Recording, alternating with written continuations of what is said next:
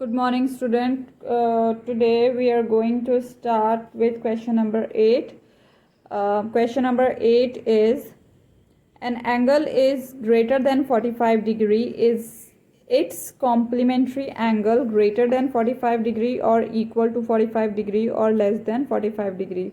एक एंगल है जो कि 45 डिग्री है, तो उसका कॉम्प्लीमेंट्री एंगल 45 डिग्री से बड़ा होगा या 45 डिग्री से छोटा होगा या 45 डिग्री के बराबर होगा। तो हमें एक एंगल दिया हुआ है, हमें दूसरा एंगल निकालना है, तो हम इसको निकाल लेते हैं। जैसे क्वेश्चन नंबर 8 है, क्वेश्चन नंबर 8, ठीक है।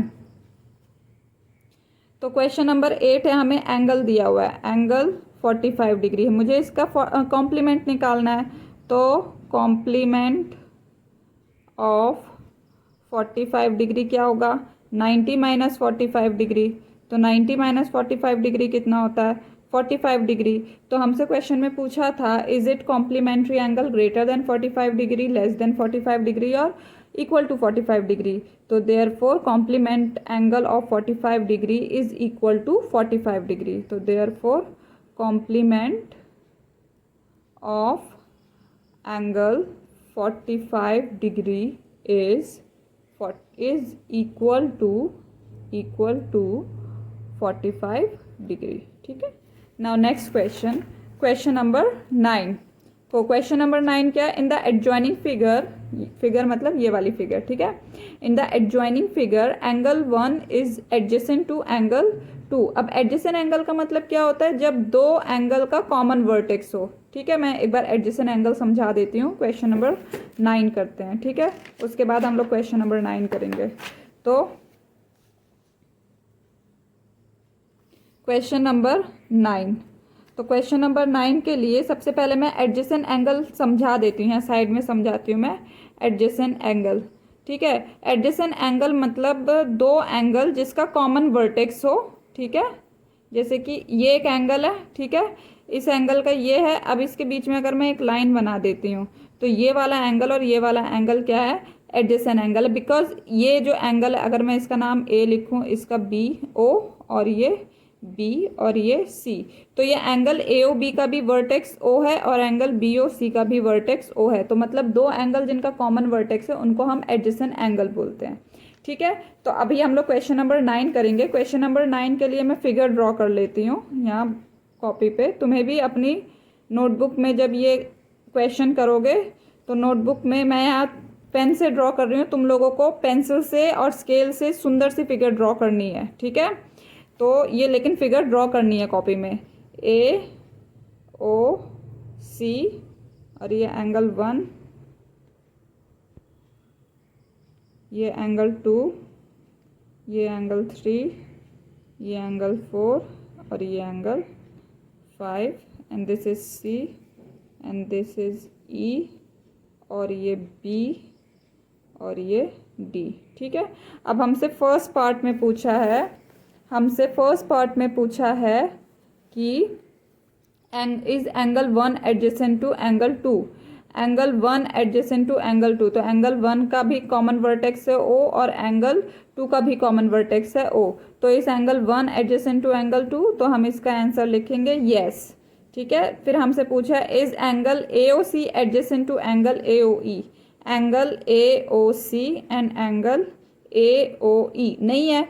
एंगल ए ओ सी ये एडजेसेंट एंगल नहीं है, दोनों का वर्टेक्स जो ये है एंगल ए ओ सी और एंगल ए ओ ई, ये एडजेसेंट एंगल नहीं है। एंगल ए ओ सी का एडजेसेंट एंगल सी ओ ई है। तो इसका आंसर आ जाएगा नो, ठीक है।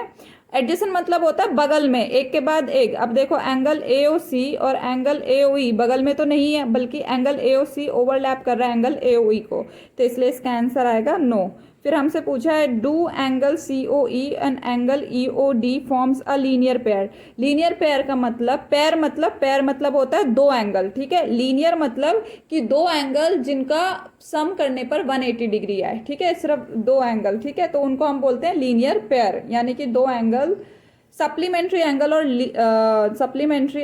और लीनियर पेयर में क्या डिफरेंस होता है वो चीज़ मैं बता देती हूँ। सप्लीमेंट्री एंगल मतलब दो अलग अलग एंगल, ठीक है, उसको मैं पहले यहाँ पे कंफ्यूजन दूर करती हूँ कि what is the difference between a supplementary angle and an linear pair, ठीक है। सप्लीमेंट्री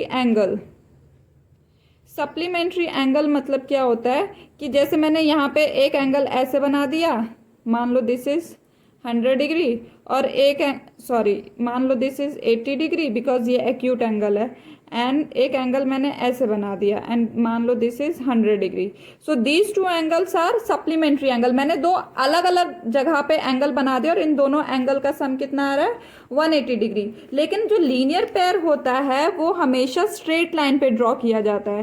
जो लीनियर पेयर है ये हमेशा एक स्ट्रेट लाइन पे ड्रॉ किया जाता है, मतलब ये एक स्ट्रेट लाइन है, इस पे मैं एक एंगल बनाऊंगी इस टाइप से, तो वो जो एंगल बनेंगे दोनों, उनको हम लीनियर पेयर बोलेंगे। मतलब स्ट्रेट लाइन पे जो एंगल बनते हैं और उन दोनों एंगल का सम जो 180 डिग्री होता है, that angle is called linear pair. तो अगर ये 80 डिग्री का एंगल है तो ये 100 डिग्री का एंगल है, ठीक है। So this angle is called linear pair because ये स्ट्रेट लाइन पे दो एंगल बन रहे हैं जिनका सम 180 डिग्री है, और ये एंगल सप्लीमेंट्री एंगल है। Linear pair can B A supplementary angle, but supplementary angle can not be a linear pair. Supplementary angle linear pair नहीं होते, लीनियर पेयर सप्लीमेंट्री एंगल होते हैं। आई होप तुम लोग को समझ में आ गया होगा what is the difference between supplementary angle and linear pair, ठीक है।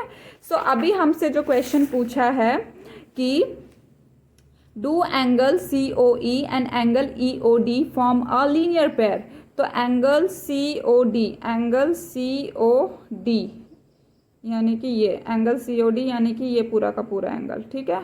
एंगल COE एंगल COE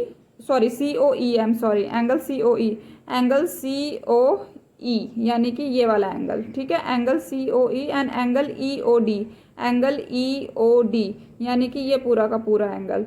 तो ये लीनियर पेयर फॉर्म कर रहे हैं, हाँ फॉर्म करे, बिकॉज COD एक स्ट्रेट लाइन है और उस पर दो एंगल है, एंगल COE और एंगल EOD। तो इसका आंसर आएगा यस, ठीक है।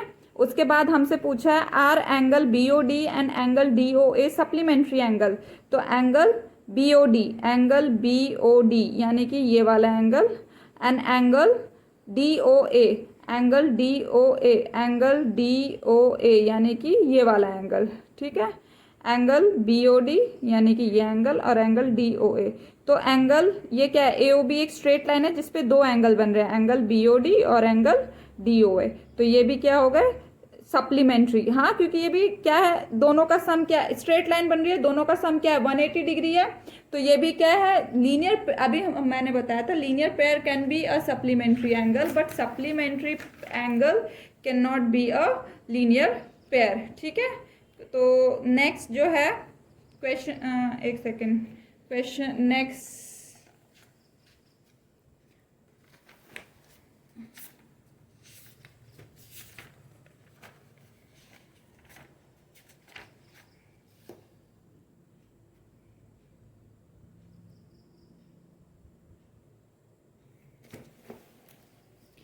तो नेक्स्ट जो है हमारा is angle 1 vertically opposite to angle 4। अब वर्टिकली ऑपोजिट एंगल क्या होते हैं, वर्टिकली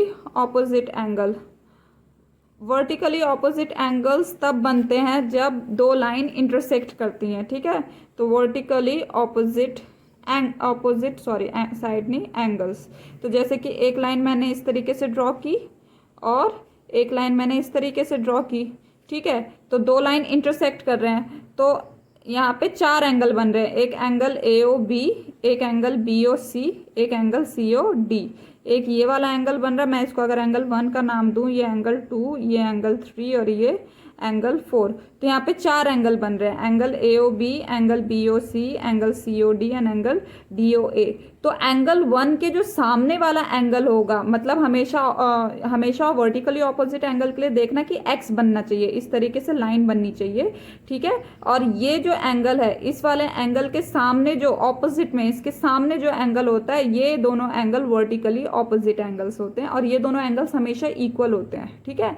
ये जो एंगल AOB है, ये एंगल हमेशा COD के बराबर होगा, यानी कि angle 1 is equals to angle 3 के बराबर होगा। इसी तरीके से ये जो एंगल BOC यानी कि ये जो एंगल 2 है, ये एंगल AOD यानी कि एंगल 4 के बराबर होगा, ठीक है। और ये दोनों क्या है, ये angle 1 and angle 3 are vertically opposite angle and angle 2 and angle 4 are vertically opposite angle. I hope सबको वर्टिकली ऑपोजिट एंगल का मतलब समझ में आ गया होगा। ठीक है, तो अब हमें आगे जो क्वेश्चन पूछा हमसे, is angle 1 vertically opposite to angle 4। तो ये this is angle 1 and this is angle 4। तो यहाँ पे देखो x बन रहा है और ये एंगल 1 के सामने एंगल 4 है। ठीक है, तो इसका मतलब ये क्या है, वर्टिकली ऑपोजिट है। तो yes, angle 1 is vertically opposite to angle 4। अब हमसे नेक्स्ट क्वेश्चन पूछा, what is the vertically opposite angle of 5।